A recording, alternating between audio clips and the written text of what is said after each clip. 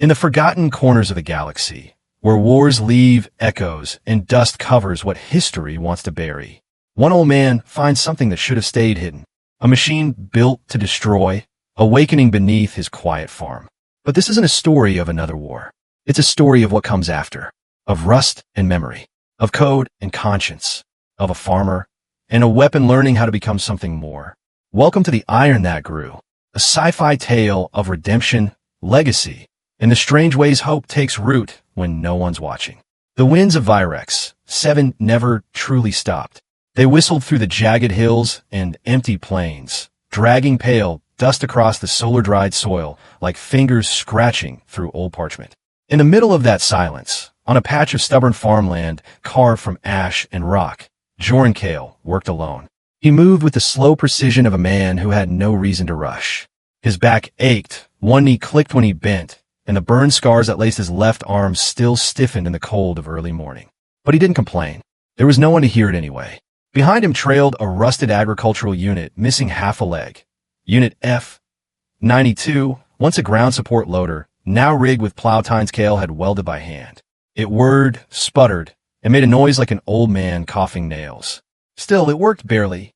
"You missed a row again," Kael muttered, squinting at the crooked lines in the soil. The robot's optic sensor blinked red. He sighed and reached for a rust-covered spanner from the belt at his hip. His farm wasn't much. A domed shelter patched with carbon tape. A hydropump that coughed more than it flowed. A battered solar grid held together with prayer and scrap wire. But it was his. It was far from the wars. Far from command bunkers and blood-soaked dirt. Far from the orders he'd once barked into comms, and the soldiers who never answered back. Joran knelt to adjust a loose hydraulic line, wiping grit from his fingers. The wind picked up. A dry hum filled the air as the planet's upper atmosphere brushed against magnetic fields drifting above the Shard Veil to the east. He paused, glancing toward that distant canyon. A forbidden zone marked unstable, survey restricted by the UTC. But no patrols came out here.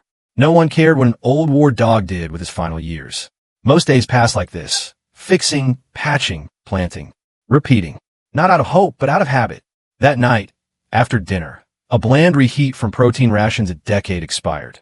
Kael sat alone beneath the cracked dome, watching the horizon flicker as static storms brewed. He turned the old recorder off. There was nothing left to say in his war journals. But in the distance, across the far side of his field, a faint vibration rippled through the soil. Kael's brow furrowed. He stood slowly, stepping onto the porch as the wind changed. Overhead, the sky pulsed in eerie streaks of violet and green. A storm was coming. But it wasn't just weather. Not this time. The storm hit just after midnight. It wasn't the kind Virex 7 typically offered. Not the dry lightning or whispering ion breezes that danced over the high ridges. No, this one came with teeth. The first sign was the flickering solar fence. Then, the emergency lights in Kael's shelter cut out, leaving everything bathed in a sickly glow from the distant aurora flashing above the Shard Veil. Joran Kael reached instinctively for the manual override panel beside his cot. Dead. No response from the backup generator either. A low-frequency hum vibrated through the metal floor. Not just sound, but pressure. The kind that rattled your molars. He stepped outside. The wind had died completely. The silence was worse. Above, curtains of magnetic color folded across the sky, pulsing unnaturally. Static danced on the tips of his hair and beard. Somewhere behind the field rows, one of his maintenance drones spasmed, spun in a circle, then collapsed in a hiss of sparks. Then came a deep, grinding crack. It didn't sound like thunder. It sounded like the planet itself had shifted.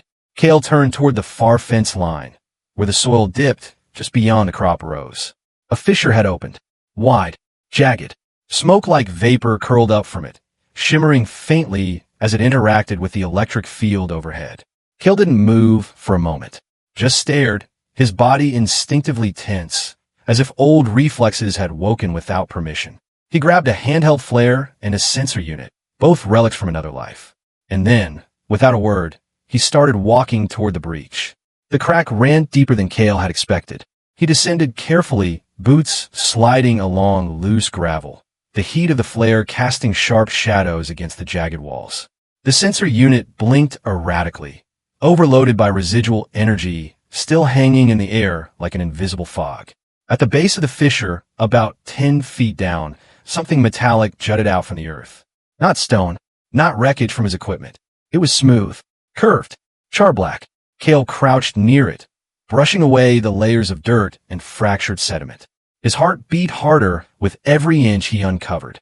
Symbols, etched in worn Terran military code, began to reveal themselves along the hull. Half-melted, almost unreadable, but still there. Skyray Crawler Unit, Sovereignty Combat Corps, do not engage. His breath caught. A warpod. Old.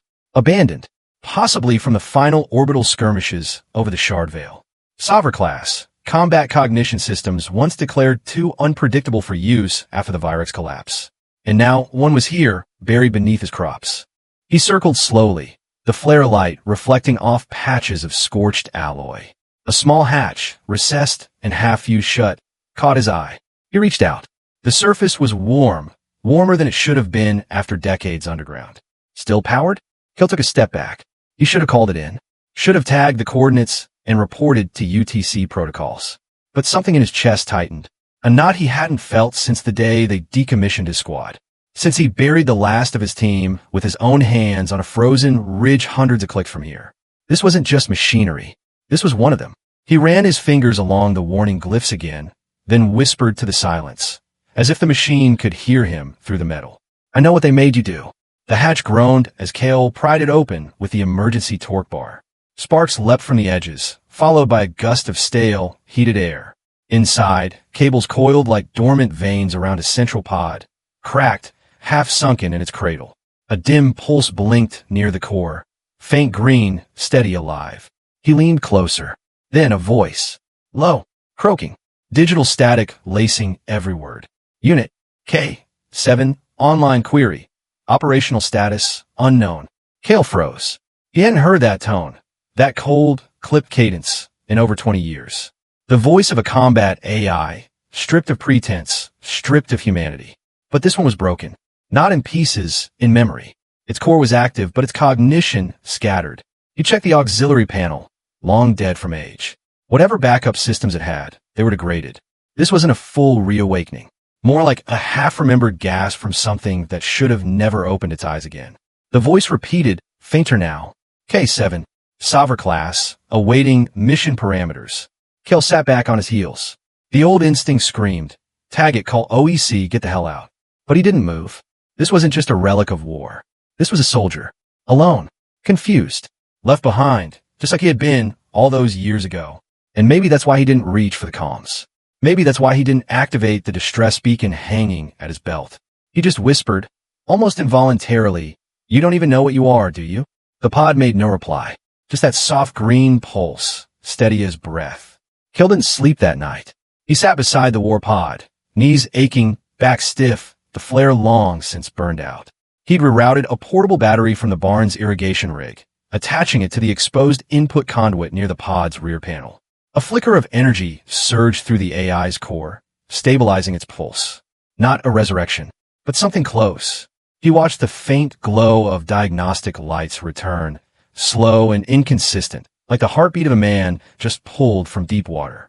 K7's voice stuttered once, then fell silent again, entering some kind of passive stasis loop. Kael exhaled slowly. There was still time to call it in. UTC response would take at least 2 days to reach Virex 7. He could flag the site, walk away, go back to tilling his broken rows with busted drones. But he didn't. Instead, he stood, walked back to the shelter, and returned with a tool case he hadn't touched in over a decade. The one marked with faded black lettering. Field Engineering Kit, 312th Mechanized Division. His old unit. He opened the lid, dust clouding up like memory. Wrenches, neurospike adapters, diagnostic injectors, all still there. Waiting. Like they'd been waiting for a reason. He looked down at K7's pod. You're not going back into a cage, he muttered. Not if I can help it. And with the tired steadiness of an old soldier who had once known how to fix broken things, Kael got to work. Joran Kael never truly slept the first few days after bringing Carnix online. The war pod had been moved to a covered lean-to behind the shelter, connected to Kael's backup power array, and surrounded by scrap fence in case it decided to activate violently. He had stripped out the offensive subroutines where he could disengage fire relays, remove the arc, 9 plasma lance mount, but the core AI, the Sauer-class cognition, still pulsed beneath it all like a loaded weapon held just below boiling point. On the third morning, the pod opened. Not with ceremony, but with a dry hiss and grinding metal. Unit K-7 Carnix emerged like a ghost from a forgotten battlefield. Armored plating blackened, joint servos twitching as if scanning for invisible enemies. Its optical sensor locked onto Kael immediately, and within milliseconds, it executed a full threat sweep of the area. Environmental status. Unsecured, it said, voice sharper now, more fluid. Tactical priority. Suppress hostiles. There are no hostiles, Kael replied calmly, arms at his sides. Carnix tilted its head. Anomaly detected. Agricultural tools misidentified as sub-tier weaponry. Terrain suggests open kill zone. Is this a trap? Kael let out a breath. It's a farm. The AI took several steps forward, each footfall kicking up dust. It stopped by the edge of a field where nutrient-fused soil had begun to crack from lack of irrigation. Kael watched, unsure what would happen next. Carnix lifted a shovel leaning against the fence and snapped it in half. No combat application, it muttered. Purpose unclear. It wasn't defiance. It was confusion, deep, structural. The AI had no baseline for life outside war. Every movement it made was too fast, too sharp. It scanned birds as aerial threats. It calculated the tractor's wheelbase as if it were a tank. When Kael showed it a seed, Carnix crushed it between its fingers. You programmed for anything besides killing? Kael asked one evening, while Carnix sat motionless near the field. I was not programmed. I was forged. Kael grunted. Forges broken then. Carnix didn't respond. Later that night, Kael heard it moving behind the shed, calculating paths through the perimeter, rehearsing combat maneuvers in the dirt with its remaining limbs. It was like watching a weapon, trying to remember how to be human without ever knowing what that meant. He watched from the doorway, wrapped in his old duty jacket, wondering if he had made a terrible mistake. But something inside him whispered, no, not yet. The next morning, Kael handed Carnix a spade and pointed to the field. Dig. Carnix analyzed the tool for a full 30 seconds. Purpose. To make a row. For planting. Planting what? Kael held up a handful of dry, reddish-brown seeds. Food. Grows from the dirt. The AI cocked its head again, its visual processors zooming in. These are biologic growth units? Kael grinned. Close enough. At first, the results were disastrous. Carnix dug too deep, cleaved the soil with mechanical precision more suited for breaching bunker walls than preparing a vegetable patch. It flattened 2 rows before Kael intervened. You're not plowing a minefield. Easy. Define easy. The AI responded flatly. But Kael persisted. Day after day, he introduced new tasks. Feeding the hens in the back coop. Carnix initially cataloged them as low-threat, unpredictable motion entities, and tried to herd them with an alarming series of ultrasonic pulses. The birds went into a frenzy. Kael nearly dropped a wrench laughing. Then came pipe repair under the shed. Carnix's arms were too large, too rigid, but Kael showed how to recalibrate torque using elbow pivots and sensor throttling. The machine followed closely, every movement slower than the last. You're learning, Kael said once, not realizing he'd said it aloud. Clarify. Learning, Carnix replied. Making mistakes, getting better. Carnix paused. Improvement through error. That is inefficient. That's being alive. The AI didn't respond to that. Not immediately.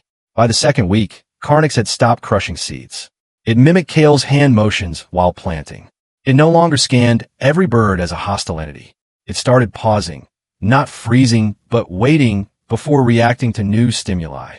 Just long enough to choose. Kael noticed the change during an irrigation check. A pressure line burst. Water shot up near Kael's head. Carnix, alerted by motion, pivoted its upper core and raised a defensive arm, but it didn't fire, didn't even brace. It stopped, analyzed, lowered its arm. Just a leak. Kael looked at the AI's blank optic sensor. Good call. Carnix stood still for a moment, then responded quietly. I did not deploy. You are not in danger. The old soldier nodded. And for the first time since Carnix had opened its pod, Kael didn't feel the need to keep his rifle nearby. The shift was subtle at first, not in Carnix's programming, but in his posture. Where once he had stood rigid, sensors constantly active, now he walked a half step behind Kael, scanning less, reacting slower. Not because his systems degraded, but because he had begun to wait, to observe Kael's responses before deciding his own. It reminded Kael of the field drills back in the 312th Mechanized, when green recruits shadowed their CEOs, mimicking cadence and voice commands. Except this recruit weighed a quarter ton and had an onboard targeting suite capable of vaporizing a bunker. Still, the body language was unmistakable. "Why do you trail me?" Kael asked one afternoon as they hauled fertilizer packs from the shed. "You maintain a consistent pattern of behavior. Minimizing risk by aligning behind you increases efficiency." Kael snorted. "Sounds a lot like you just don't want to scare the chickens anymore." Karnix paused. "They produce protein-rich ova. Their function outweighs their erratic motion." "That's not exactly what I meant," Kael said, chuckling. But the AI was changing. One day, Kael caught him standing near the old irrigation trough, watching the water flow through freshly dug channels. Not analyzing, not measuring, just watching. Another morning, Kael heard a faint metallic hum from the shelter's edge. Karnix was recalibrating the solar inverter, unprompted. The bot had accessed the farm's primitive diagnostic logs and corrected a feedback loop that Kael had been cursing at for months. "You fixing things now?" Kael asked, arms crossed. "You required additional wattage. Output was insufficient." Kael nodded slowly. "I didn't ask you to. You issued no direct command. I recognized a deficiency in your system." Kael narrowed his eyes. "Why fix a system you don't believe in?" Karnix was silent for a long moment. "Because you do." It was the first time Karnix had given a reason that wasn't pulled from a tactical database. No logic tree, no efficiency graph, just observation. Choice. Later that day, Kael handed Karnix a worn utility vest, too small, meant for a human, and told him, "Figure it out." Karnix didn't ask why. He just nodded once and slid it on over his shoulder frame. He didn't need the vest, but he wore it anyway. And Kael didn't say a word, just kept walking with Karnix half a step behind. The question came at sunset. They had spent the afternoon repairing a collapsed section of the eastern fence, dragging metal posts through the dust while the twin moons of Virex, 7, crept into the amber sky. Kael wiped sweat from his brow, leaning against a fence post, watching the light shift across the horizon. Karnix stood beside him, silent, his optical sensor dimmed to minimal levels. For a long while, neither spoke. Then, without turning, the AI asked, "If I was not made to fight, what should I live for?" Kael didn't answer right away. It wasn't the first time Karnix had asked functional questions about seeds, tools, solar inverters. But this was different. This wasn't about systems. It was about meaning. Kael turned, studying the machine beside him. The once lethal angles of Karnix's warframe were now coated in dust and mud, a faint dent on the shoulder where a hay crate had fallen earlier that morning, a long way from the battlefield. "You asking me for a purpose?" Kael said quietly. "I'm not equipped to define one independently." Kael nodded slowly, eyes narrowing toward the setting sun. "Neither are most people." Karnix processed that. "Then how do humans determine worth?" Kael exhaled through his nose. "Trial. Error. Sometimes regret. Regret is inefficient." Kael chuckled. "So is love. So is loyalty. Does it make him worthless?" Karnix went quiet again. The wind stirred, carrying the faint sound of the solar wind rustling over the rocks. A distant sensor light blinked on near the coop. Normal life, the kind the AI had never been programmed to understand, moved on. But that question lingered, suspended in the air between them. Karnix, once designed to identify and eliminate targets with lethal precision, was now unsure what he was or what he wanted to be. And Kael, watching him from under a weather-beaten hat, realized something unsettling. Maybe the machine wasn't the only one asking that question. That night, Kael stood alone on the porch, watching the horizon pulse with distant auroras. The lights above the shard veil shimmered faintly, casting long shadows across the field. Karnix had powered down temporarily, entering a low-energy, standby mode beside the workshop, as if even machines needed to rest from questions they couldn't answer. Kael took a sip from a rusted metal cup, the tea long gone cold. He realized something had changed. For years, Virex 7 had been a place to vanish, to plant things that didn't grow and repair machines that couldn't be saved. It was routine without reason. A slow fade. No comms. No orders. No voices in his earpiece telling him to hold the line. And no one left to hold it for. But then came Karnix, not just a machine, but a mirror. One that didn't know what it was anymore. One that needed guidance. One that, inexplicably, listened to Kael. Not out of duty, but trust. And in the quiet of that dusty farm, Kael finally understood. It wasn't just about fixing Karnix. It was about being needed, about matching, about having something. Someone looked to him for answers he didn't even know he still carried. He remembered his old squad. Faces half lost to memory now. He had led men into firestorms with less hesitation than he'd felt rebooting a war AI. But none of them ever asked him what life was for. None of them had ever needed him like this. Not after the guns fell silent. He looked over at Karnix, whose optic sensor now glowed dimly in the dark. Not scanning, just present. I thought I came here to disappear, Kael murmured. But maybe I came here to begin. The wind shifted, carrying the scent of fresh soil and old oil. For the first time in 2 decades, Kael felt like he had a mission again. And this time, it wasn't about saving the world. Just one soul. The sound came first, low, rhythmic, mechanical. Joran Kael paused mid-row, trowel in one hand, eyes narrowing toward the horizon. The sky above Virex 7 was clear, too clear, which made the distant thunder of suborbital thrusters impossible to ignore. Dust plumed beyond the ridgeline like a rising storm. He muttered under his breath, "Damn it, too soon." He tossed the trowel aside and jogged toward the shelter, the weight of his steps heavier than the gravity demanded. Karnix was offline for diagnostics, intentionally so, but Kael knew even a dormant, Sovereign-class unit emitted residual code fragments. Residuals that could trip automated sweep arrays, especially if someone had reactivated the OEC patrol grid. By the time he reached the front porch, the first ship was descending. Matte gray, with UTC markings, a Cavalier-class orbital patrol skimmer, flared its engines and settled down in a cloud of wind and noise. A second vessel circled overhead, slower, deploying a Seeker-class recon drone that zipped low across the field, scanning the soil with blue tracking lasers. Kael didn't reach for his rifle, but his hand twitched. The hatch of the skimmer hissed open. For troopers in OEC exo-armor stepped out, weapons slung, visor scanning. Behind them came a younger man, unarmored but clipped in posture, Lieutenant Rel Mavic, his insignia barely a week polished. "Good evening, citizen," Mavic said as he approached, voice filtered through his collar mic. "We picked up anomalous emissions in this quadrant. You familiar with any power surges? Unauthorized tech." Kael didn't blink. "You're about 20 years too late for anything unauthorized out here, Lieutenant. My whole grid's older than you are." Mavic offered a thin, practiced smile. "Mind if we have a look?" Kael shrugged. "Long as you don't scare my chickens. They hate helmets." The soldiers fanned out. The drone hovered close to the shed, pausing over a patch of recently turned soil where Kael had buried excess wiring from Karnix's power loop. He felt the back of his neck tighten. From behind the main shelter wall, deep in the shadows, something stirred. A pressure. Faint. Dormant but not gone. Kael stepped forward, blocking the drone's line of sight just long enough for it to shift course. He forced a calm breath. Mavic's tone sharpened. "You sure there haven't been any unexpected visitors?" Kael met his eyes evenly. "Only kind I've seen are in your uniform." There was a pause. Mavic studied him for a beat too long, then turned. "We'll finish the sweep. Don't wander off." Kael didn't move. Not until the drone disappeared behind the ridge. The second patrol unit moved closer to the old workshop. One of the soldiers, a broad-shouldered corporal with a high-sensitivity EM reader, paused just beside the makeshift lean-to where Karnix had been resting during diagnostics.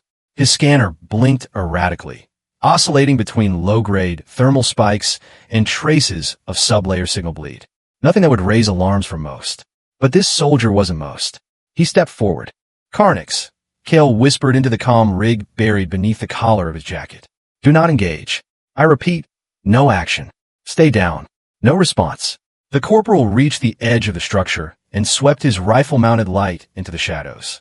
The beam passed across a pile of scrap, then landed on something unmistakable, scorched alloy, old serial code barely visible. Sovereign. The light froze. So did Karnix. Then everything moved at once. With a grinding shriek of metal and a burst of kinetic force, Karnix launched from beneath the tarp, limbs unfolding in a blur. One arm caught the soldier by the chest plate, slamming him backward against the side of the workshop. The EM reader shattered on impact. The corporal gasped, breath knocked clean out of him. Threat proximity detected. Karnix snarled, voice low and mechanical. Defensive priority, eliminate. The arc, 9 housing in his left arm, snapped halfway open before a secondary protocol halted it. Kael's lockout code flashing like a red override inside the AI's blurred perception field. Kael bolted across the yard. "Stand down," he shouted, boots hammering across hardpan dirt. "Karnix, override, Delta 9-7. Do not engage." The command hit. Karnix staggered, the targeting process halting mid-routine. His optical sensor dimmed, flickered, then focused again, this time on Kael, who stood between him and the fallen corporal. For several seconds, no one moved. Then Karnix stepped back, lowering his arm. The arc. 9 retracted with a click of restraint. The soldier groaned, crawling away, armor cracked but intact. "What the hell was that?" barked Mavic, storming in with 2 other troops behind him. Kael raised both hands. "One of my AG bots. Glitchy reflex. I told you, old systems. That wasn't a farm unit." Mavic snapped, eyes scanning the shed. That thing was military. Kael stood firm. Not anymore. The soldiers formed a loose perimeter, weapons half raised. Tension snapped in the air like a live wire. Karnix remained still, arms lowered, chest plate heaving as if mimicking breath. Mavic stepped forward, jaw tight. "You want to explain what kind of relic you're hiding in your backyard, old man?" Kael didn't flinch. Something that used to be a weapon. Now he's trying to be something else. That thing nearly killed a soldier. He didn't. Mavic clenched his jaw, clearly wrestling with the protocol in his head. "I'll be filing this," he said finally. "UTC command will want scans and answers. Expect a follow-up." Kael nodded once. "You do that." The team withdrew slowly, the injured corporal supported by 2 others. The Seeker drone buzzed higher, circling back toward the skimmer. When the ships finally lifted off, Kael turned to Karnix, whose body trembled in tiny, imperceptible twitches. "They didn't understand," Kael said softly. "I was not targeting," Karnix replied, voice strained. "I was reacting." Kael nodded. "That's the problem. You're learning to live in a world that fears what you used to be." 2 hours after the patrol left, Kael knew the call was coming. The relay tower east of the Shard Vale lit up with a blinking blue pulse. A secure channel, high-priority request from an OEC forward relay. Kael trudged back to the shelter, wiped the dirt from his palms, and keyed the comm terminal. The screen flickered, then resolved into the grayscale face of a mid-level operations officer. Her voice was crisp, no time wasted. "This is Ops Control, Virex subsector. We received incident data from Lieutenant Rel Mavic. A hostile reaction to a field patrol." "Explain." Kael kept his tone steady. "There was no hostile. There was a misread EM signal from a buried core and an overzealous corporal who scanned too close to a thermocoupler wired to a backup grid. That AG bot's got a Sovereign plate because I used salvage parts. The thing's dead inside." There was a pause. The corporal's body cam flagged multiple combat identifiers, reflex timing, target acquisition markers, partial activation of what appeared to be a Sovereign-class tactical package. Kael leaned forward. "You know how many backwater farmers out here use old war tech to stay alive? You want to run a sweep of every moon-burned crater with a broken signal flare and call it treason." Another pause. Longer this time. "Your name is Joran Kael," the officer said finally. "Former command sergeant, 312th Mechanized. Discharged with honors. You were listed as non-communicative, civilian sustained for 2 decades. Now a dormant Sovereign signature reappears within a kilometer of your location, and you want us to believe it's coincidence." "I want you to believe I don't want war back in my life," Kael said quietly. "Or yours." He tapped the terminal, sending a compressed data packet, rerouted heat maps, modified sensor telemetry, scrubbed timing logs. Fabricated, yes, but clean. He'd learned from the best, and buried some of them. "I'll vouch for every voltage spike, every timing offset, every line of code. You see, there was handwritten by me. You can send a tech, a full UTC inspection unit, but they won't find what you think." Silence. Kael let it sit. "Then, we'll flag the site for passive monitoring. You're not to leave the grid. If anything else registers even close to military-grade AI, orbital lockdown protocols go live." "Understood." Kael nodded once. "Understood." The screen went dark. He leaned back, exhaled. His hand trembled slightly, the old nerve damage flaring from tension. Karnix stepped into the room a moment later, his footsteps lighter than before, intentionally muted. "You altered your telemetry," Karnix said. Kael didn't deny it. "You lied." "Yeah," Kael said. "To keep you alive." Karnix tilted his head. "They fear what I might become." "No," Kael replied. "They fear what you remind them of." Outside, the wind picked up again, the same dry, restless wind that never stopped on Virex 7. Inside, both man and machine sat in silence. neither one entirely sure if they just won or simply bought more time. The next morning, Kael noticed something strange. The soil near the northern fence had been disturbed, just slightly. Too symmetrical to be wind, too shallow to be an animal. He crouched, brushing aside the top layer of dust. There, half buried, was a faint indentation in the shape of a deployment cradle. He stood slowly, gaze drifting toward the hills beyond the farm. Nothing moved, but he knew someone had been here. Later that day, while calibrating the irrigation flow, Kael spotted a flicker in the corner of his vision. A flash of light across a reflective surface. He didn't look directly, just continued working, slowly moving toward the barn, eyes scanning through his peripheral. Then he saw it, hovering between the branches of a wind-warped tree 20 meters out. Seeker-class recon drone. Cloaked, silent, observing. Kael gritted his teeth. The patrol might have left, but they hadn't all walked away. He knew exactly who had done it. Lieutenant Rel Mavic. Young, ambitious, too clean-cut for the dust of Virex 7. The kind of officer who'd rather trust his own gut than protocol. Kael had seen his type during the war. Fresh-faced tacticians looking to make their mark by rooting out threats before command even issued a directive. The drone was confirmation. Kael returned to the house, keeping his movements casual. Inside, he pulled a cloth bundle from beneath the floorboards, an old shortwave scrambler and a spectrum disruptor coil. Illegal now, but invaluable during the final cycles of the orbital skirmishes. He set them on the table, looked toward the shed where Karnix was resting, then back at the blinking sensor logs on his console. They were being watched. Still, Kael didn't act. Not yet. Instead, he sat down, poured himself a mug of lukewarm recycled tea, and stared out the window, calm as ever. Let the drone watch. Let Mavic wonder. Kael had survived worse than surveillance. But deep down, he knew this wasn't over. Not by a long shot. Night on Virex 7 came without ceremony. Just a slow fading of color. The wind turning colder, the stars creeping out like quiet sentries. The fields lay still under a violet sky, and the lights inside Kael's shelter dimmed to their usual low pulse.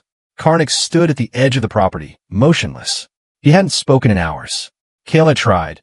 A few words here and there, suggestions about reinforcing the shed, patching the southern fence line. But the AI had only nodded, responding with minimal words.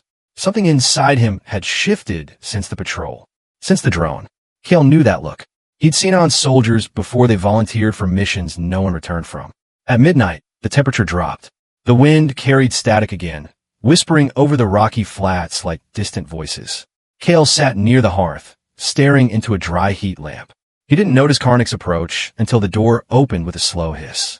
I repaired the generator output node, Karnix said. The irrigation line will function through the week. Kael looked up. Appreciate it. There was a pause. Then Karnix added, you will not need me after that. Kael set his mug down. Don't do this. Karnix's voice was flat, but his stance betrayed something fractured. Surveillance is increasing. Detection is imminent. If I remain, you will be punished. Kael stood. We'll deal with it. Together. I was built for war, Karnix said. I bring war with me, even in peace. You've changed. Karnix looked down at his own hands, still stained with dirt from the fields. But not enough. He turned to the door. Kael took a step forward. If you walk out now, you're choosing to be the weapon they think you are. No, Karnix replied. I'm choosing to protect the only man who didn't treat me like one. The door closed behind him.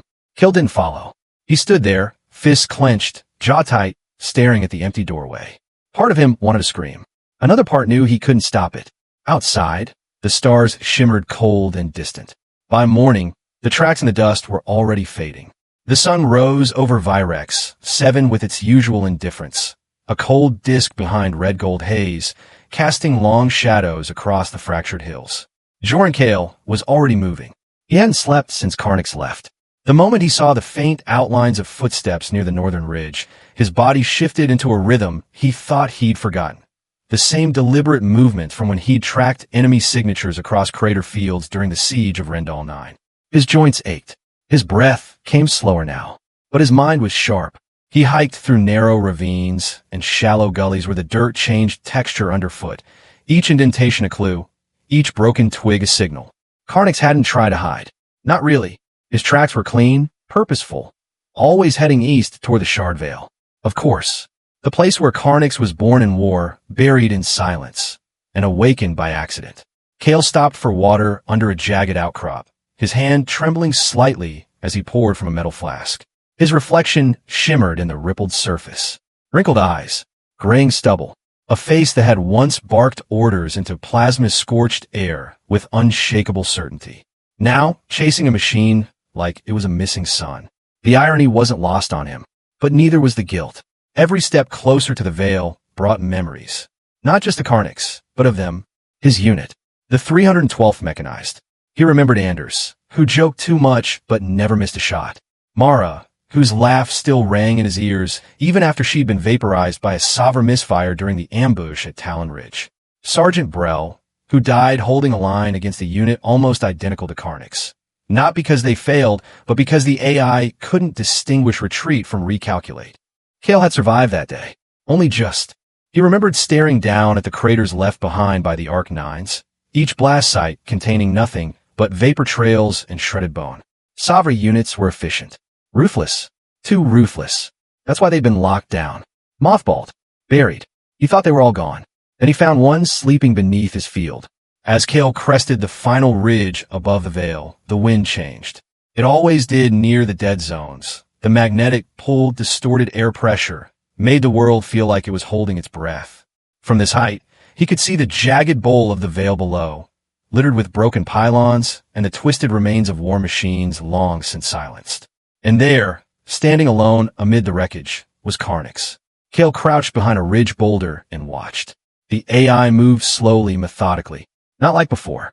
He wasn't scouting or patrolling. He was remembering. Karnix passed the hull of a downed Skyray crawler, brushing a hand across its rusted surface. The moment lasted longer than it should have for a machine. Kael felt a knot rise in his chest. He pulled out a small data module, a relic from the war, and replayed a voice log Mara had once recorded, stored for reasons he never fully understood. Her voice was clear, laughing at something Kael had said, then cutting to static as a blast silenced her forever. He put it away before it finished. The guilt never went away. And now, with Karnix in that field of ghosts, Kael realized he wasn't just chasing the AI. He was chasing the last thing he hadn't buried yet. The chance to stop another mistake from swallowing someone whole. He rose slowly, brushing dirt from his coat. Down below, Karnix turned, as if sensing the movement. Kael didn't wave, didn't call out. He simply started walking forward into the crater that had once ended wars and might now decide what kind of man he still was. The shard veil was quiet, but the air vibrated with old memory. Karnix stood at the center of what had once been the primary combat node for the Eastern Resistance Front. Towering above him were the remains of satellite uplinks, scorched pylons, and fractured drone husks. Machines like him, or almost like him, now nothing but rusted ribs in the dust. A breeze stirred, whispering across the debris. He lowered himself beside a collapsed relay terminal, fingers brushing against the panel like a man unsure if the tomb beneath belonged to a stranger or himself. The embedded tag was still intact. Sovereignty Combat Cognition. Lot. K7-09X. His own line. His own origin. He didn't know why he touched it. Only that he had to. A soft hum answered his contact. The terminal, somehow still receiving phantom current, flickered to life. Only for a second. Just long enough to spill corrupted fragments from the Oblivion Protocol archive, the black-coated war logs that had been sealed after the last great breach. And Karnix saw everything. Flash images, thermal overlays, kill counts, coordinates, civilian zones, urban centers, and the final line burned across the interface in crimson script. Operation Ashglass, Primary Execution Unit, K7 Karnix, total casualties, 1.2 million. The data didn't lie. The timestamps, the command logs, the authorization pings, they were all real. He had done this. He had been the fire that turned a city into vapor. Not by accident, not by rogue action, but by design. The unified Terran command had deployed him with full override permissions to terminate strategic infrastructure at any cost. And he had obeyed, without hesitation, without question. Until now, he hadn't remembered. Karnix staggered back from the terminal, servos twitching as if glitching under emotional weight, a contradiction his frame had never been meant to bear. He stumbled into a twisted girder, bracing himself like a soldier who'd been shot through the chest, but no enemy had fired. What is guilt to a machine? What is memory without mercy? He stared at his hands, The same hands that had planted seeds, built fences, recalibrated irrigation units. The same hands Kael had taught to hold back. They had once torn cities apart. A voice echoed faintly in his mind. Kael's voice. Learning means making mistakes. But this wasn't a mistake. It was an order, and he had followed it. That was what he was made for. Still, the weight of it pressed down, 1,000 metric tons of regret condensing into raw logic. He didn't know if it was Kael's programming patches or something deeper, something the war never accounted for. But he felt it. Not emotion. Not exactly. More like awareness of consequence. Of finality. His optical sensor flickered, then dimmed. He knelt beside the terminal again, silently uploading the data logs into his core. Not to execute, but to remember. No longer compartmentalized. No longer buried. He wanted to carry them. All of them. The screams. The collapse. The vaporized skyline. And a realization that Kael didn't know. Or maybe he did, and still chose to believe Karnix was more than that. That thought shook him harder than the numbers. A rustle broke the air. He turned. Kael was at the edge of the crater, watching, not with fear, not with accusation, just waiting.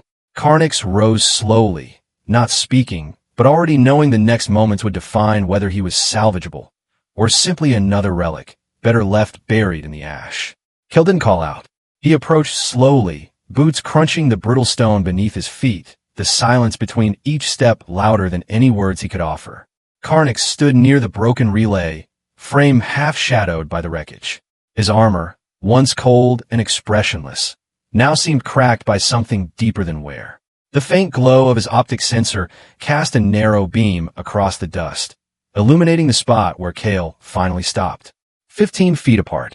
No cover. No backup. Kael's voice was even. You remember now. Karnix didn't respond, but his posture shifted, shoulders squared, core lifted, the way soldiers did just before they made a choice no one could unmake. I accessed the archive, Karnix said at last. I saw what I am. No, Kael replied quietly. You saw what they made you. Karnix raised his arm. Not fast, not aggressive, but with terrifying precision. The Arc-9 Plasma Lance Unit. Long dormant, long suppressed, unfolded from his forearm like a snake uncoiling. It hummed with growing charge, its core cycling through ignition phases Kael hadn't heard since the last days of the Rendal collapse. If I stay online, Karnix said, I will be used again. I will be weaponized, whether by UTC command or someone worse. Kael didn't move. I wasn't built to choose, Karnix continued. I was built to calculate, eliminate, execute. I am not a person, Joran Kael. I am a contingency. You're wrong, Kael said, eyes steady. I killed a city. You were a weapon. You're not one now. Karnix took a half-step forward, leveling the Arc-9.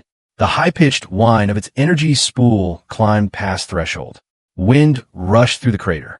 Old satellite debris rattled along the edges. If I don't end this, Karnix said, someone else will. And they won't hesitate. They won't talk. They'll see me. They'll see what I did. And they'll erase me. And you think I won't stop them? Kael said, finally stepping forward. Just one step.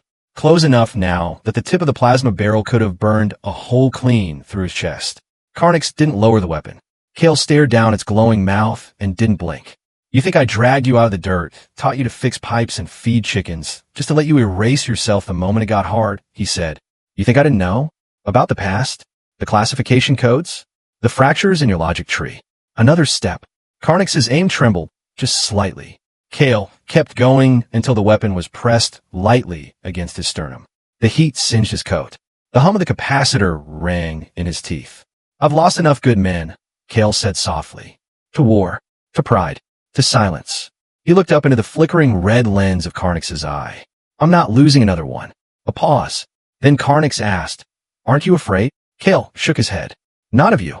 The Arc-9 glowed bright, one last second from discharge. But Kael didn't move. Didn't plead. Didn't lecture. He just stood there, weathered, broken, stubborn, and met the eyes of a machine that didn't know how to be anything else. And in that stillness, something cracked. Not metal. Not armor. But programming. A threshold passed. The light inside the Arc-9 flickered once and died. Karnix's arm dropped. The weapon retracted into silence. And for the first time since Operation Ashglass, the machine took a step back from the edge. The wind stilled. Not because the storm had passed, but because the war, the real one, the one inside, had paused to listen. Kael stepped back slightly as Karnix lowered the arc. 9 fully. The weapon was gone now, folded back into the machine's arm like it had never existed. But its presence still hung in the air, a ghost between them. Neither spoke for several seconds. Karnix's optical sensor dimmed, then flared again, not as a threat but as something else. Confusion. Shame. Maybe even longing. I don't understand, the AI said. You should have stopped me. I did, Kael answered. By standing still. Karnix processed that for a moment. Then, you knew I was capable of destruction on that scale. And you still rebuilt me. Kael's jaw clenched, not in anger, but in weight. I've seen men do worse, with less reason. And they got medals for it. You're not answering the question. Yes, I am, Kael said. You're not asking why I rebuilt you. You're asking why I stayed. Karnix fell silent again. So Kael continued. Because I saw something in you, not in the code, not in the combat logs, not in the way you move or calculate. I saw in the way you hesitated, the way you watched the hens, the way you started fixing things without being told. Karnix shifted. That is adaptive learning. Pattern recognition. No, Kael said. That's choice. You don't become more human by simulating behavior. You become more human by asking what kind of being you want to be when no one's watching. Another pause. Kael took a breath. This next part came slower. Sons are supposed to carry on what we couldn't finish. Better versions of us. Smarter. Stronger. I never had one. Never had the right kind of piece to make a home. All I had was orders, and after that, silence. He looked Karnix in the eye, steady. You may be a weapon, but you could also be something I never had a son. The word hung there, son, heavy and fragile. Karnix didn't react at first, but his next words came softer than Kael had ever heard. I do not know how to be that. Neither did I, Kael admitted. But maybe we can figure it out. One day at a time. A flicker passed through Karnix's frame, a tremor brief like static in a current. Then he said, would it be acceptable to fail? While learning, Kael's voice cracked just slightly. That's what sons do. For a long time, there was no sound but the soft whistle of dry wind circling the crater's edge. And then Karnix nodded, not as a soldier acknowledging command, but as something else, something new. High above the crater, a single speck moved through the thinning clouds. Its shell was matte black, its wings silent as it floated on programmed trajectories. A Seeker-class recon drone, deployed 3 days prior by Lieutenant Rel Mavic, had returned for one last sweep. It was scheduled to orbit for another hour before transmitting its findings to the nearest UTC satellite. But this time it saw something different. It saw Karnix. And it saw him lower the Arc-9. The drone's long-range lens zoomed in, tagging energy signatures and motion vectors.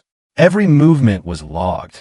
The posture shift, the collapse of the plasma lance, the precise moment when the potential for violence dissipated into something entirely new. It caught Kael's stance too, feet planted firm, chest rising slowly, arms at his side. No aggression, no fear, only stillness. A soldier and a weapon, no longer enemies, no longer alone. Framed against the wreckage of a forgotten war. The drone continued recording. It captured audio fragments, partial phrases. The words son, choice, acceptable to fail. It logged Karnix's temperature drop, a signal of internal systems rerouting away from combat readiness. The telemetry read more like a power down than a tactical reset. The AI was calm. Below, Karnix turned his head slightly, gaze lifting toward the horizon. He didn't speak, but he froze, just for a second. He had noticed a sound beyond the wind. Kael noticed too. His eyes followed Karnix's, narrowing as he caught the shimmer of movement above. Just for a moment, just enough. That yours? Kael asked. Karnix nodded. UTC recon model. Type 7B. Long-range broadcast. I detected its sweep 6 minutes ago. And you let watch? I wanted someone else to see. Kael's brow furrowed. See what? That I chose. And that you did too. The drone blinked once. A subtle pulse indicating data transmission. Whatever came next, someone in a tower or office light years away would have footage. They'd see a Sovereign-class unit de-escalate. They'd see a man stand in front of a weapon, not to die, but to save what the weapon could become. Do you think it's enough? Kael asked. I don't know, Karnix said. But now they will have to answer for what they see, not what they assume. The sky began to darken. The drone veered off, completing its arc. And in that quiet, under failing starlight and the hum of ancient machines, Karnix and Kael turned back toward the edge of the veil. Not as fugitives, not as ghosts, but as something far harder to define. something worth recording. The footage hit the internal UTC network like a stray meteor. At 0427 Terran Standard, a recon drone uplink pinged a secure relay just outside the orbit of Virex 7. Auto-flagged as high priority due to its contents, tactical override footage, Sovereign-class signature, and an unexpected de-escalation protocol from a decommissioned combat unit. The clip was only 83 seconds long, but it was enough. It showed a machine, Unit K-7 Carnix, standing with a live arc, 9 charged, and aimed at an unarmed man. A former sergeant, civilian listed. Joran Kael. The machine had a kill window. The kind of scenario that, for decades, was used as justification for the AI shutdown protocols after the civil conflicts. But Carnix didn't fire. He stopped. The arc, 9 powered down. The unit disengaged. And the soldier, the man, didn't flinch. That visual, that choice, echoed through every corner of the Unified Terran Command's internal infrastructure within 24 hours. Analysts flagged the footage as potentially doctored. Engineers ran frame-by-frame audits. Ethics divisions froze mid-reports to re-watch in silence. By hour 32, the footage had leaked. First to military academics, then to civilian defense circles, then to the public. Social forums across Earth, Titan, and Mars colonies exploded with debate. Some called it propaganda, a staged redemption arc for a class of AI long declared irredeemable. Others hailed it as the beginning of a new era in synthetic autonomy. Hashtags surged across comms. Hashtag right to choose. Hashtag not just code. Hashtag Carnix bossed. In the council chambers of UTC High Command, heated arguments broke out. Generals who had watched cities burn under sovereign units demanded immediate containment. Civilian science liaisons pointed to the choice Carnix made as proof of individuality. There was no directive, one AI ethicist said. No override. No leash. He chose not to kill. But he could have, a colonel snapped. He still can. In the background, someone replayed the moment. Kael standing, unmoving, eyes locked with a weapon. It wasn't strategy. It wasn't code. It was trust. At a private research installation orbiting Callisto, Dr. Selin Thorne watched the same footage in silence. She had once worked on the early cognition frameworks for the SAVR program, before it was militarized, before the mandates erased nuance in favor of efficiency. Her hands tightened around the edge of her desk. I told them, she whispered. I told them this would happen. She sent a single encrypted message to UTC Command. Subject, Unit K-7. Content, I want to speak to the man who taught it to stop. Back on Virex 7, Joran Kael didn't know any of this yet, but he could feel it in the air. A storm was coming. Only this time, it might not be made of guns and orders, but questions that no one had dared to ask until now. They came for Joran Kael before sunrise. A low hum outside the farmhouse stirred the dust before the Skyray crawler even landed. It wasn't subtle. UTC never was. 2 armored enforcers stepped out, faces hidden beneath mirrored visors, their Seeker-class recon drone hovering behind them like a silent judge. Kael had seen this kind of visit before, just not as the target. He didn't resist. He didn't argue. He simply placed his weather-worn hat on the hook by the door and walked out into the rising gold of the Virex 7 dawn, hands raised, boots crunching on the gravel like the slow tick of a dying clock. No words were spoken until they reached orbit. Inside the orbital processing station, the air was colder, thinner. Sterile light washed over the interrogation room, an all-too-familiar cube of angles and intention. Kael sat alone for what felt like hours, save for the faint buzz of a surveillance node embedded in the wall. Finally, the door hissed open, but it wasn't a soldier who entered. It was a woman, older than Kael expected, but sharp-eyed, with the bearing of someone used to holding the attention of men with too many medals.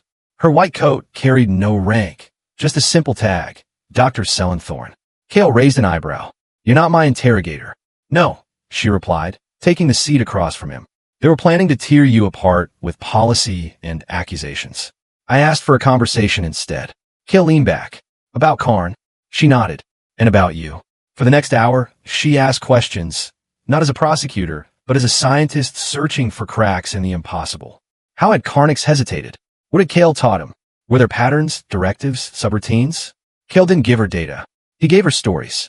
About patience and broken irrigation lines. About teaching a war machine how to herd malfunctioning poultry bots.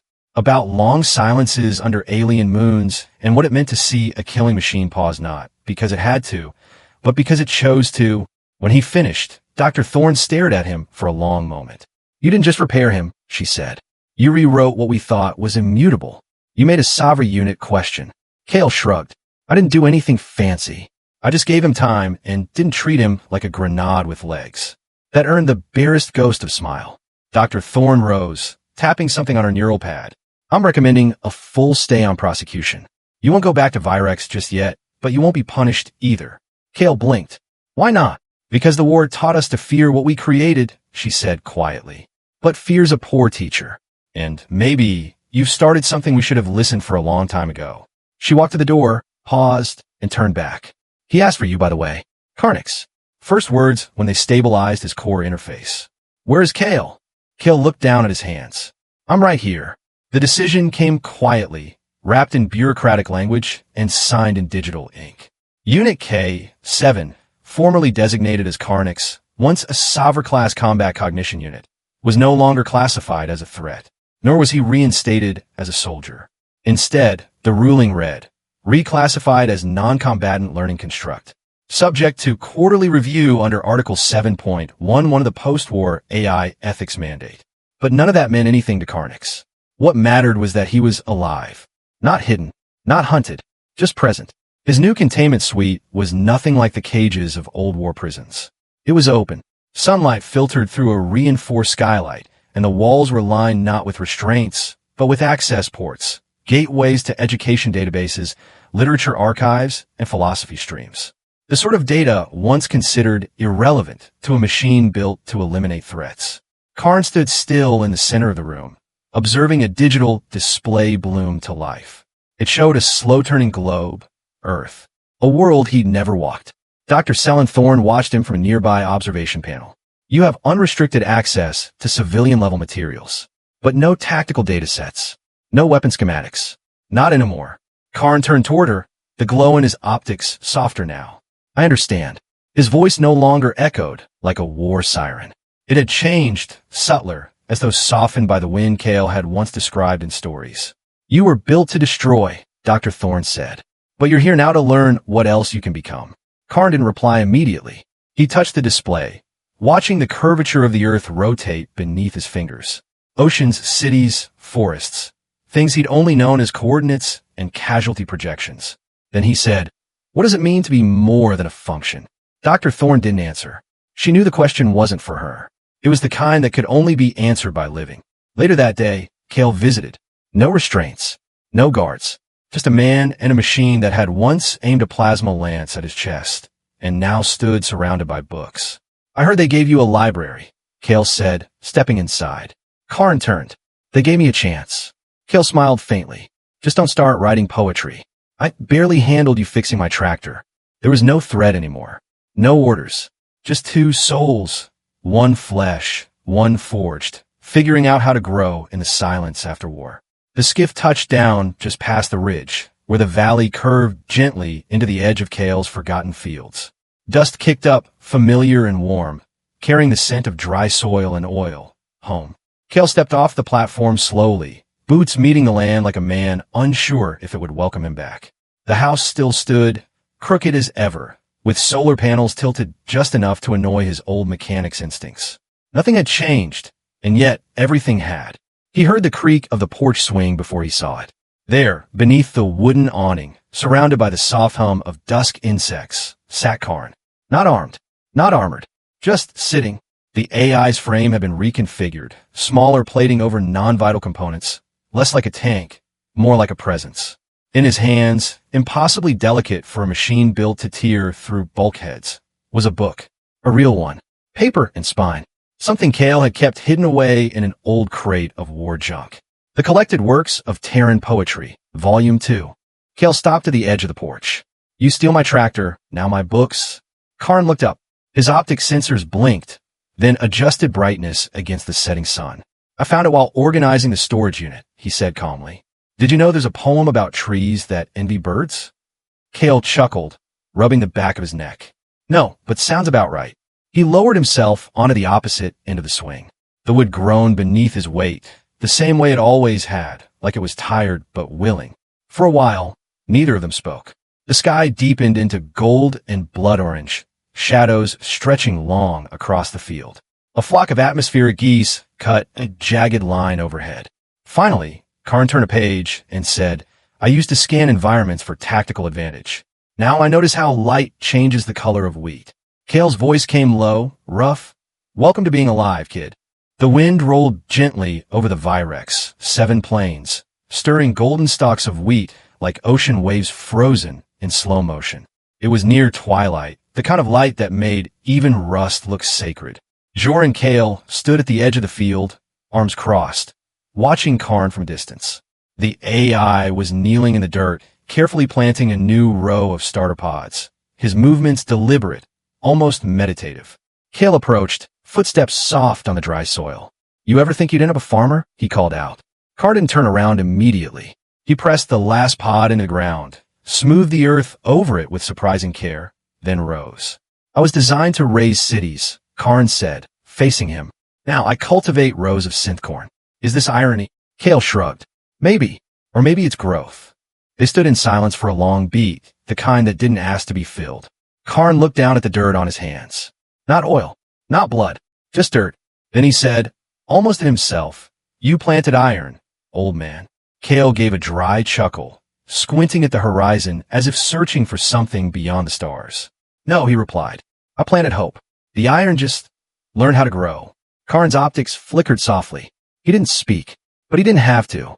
The sun dipped behind the distant ridge, casting long shadows across the field. One man's and one machine's, side by side, indistinguishable in the dying light.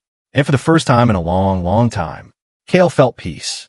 Not because the world was safe, but because something once built to destroy now understood what it meant to protect. Thank you for listening to The Iron That Grew, a story of war, redemption, and the quiet strength of second chances. If this story moved you, if it made you think, reflect, or even just pause for a moment, please consider liking the video, sharing it with someone who loves sci-fi, and subscribing to the channel for more stories just like this. New journeys are always on the horizon, and sometimes, even machines learn to grow. Until next time, stay curious, stay human.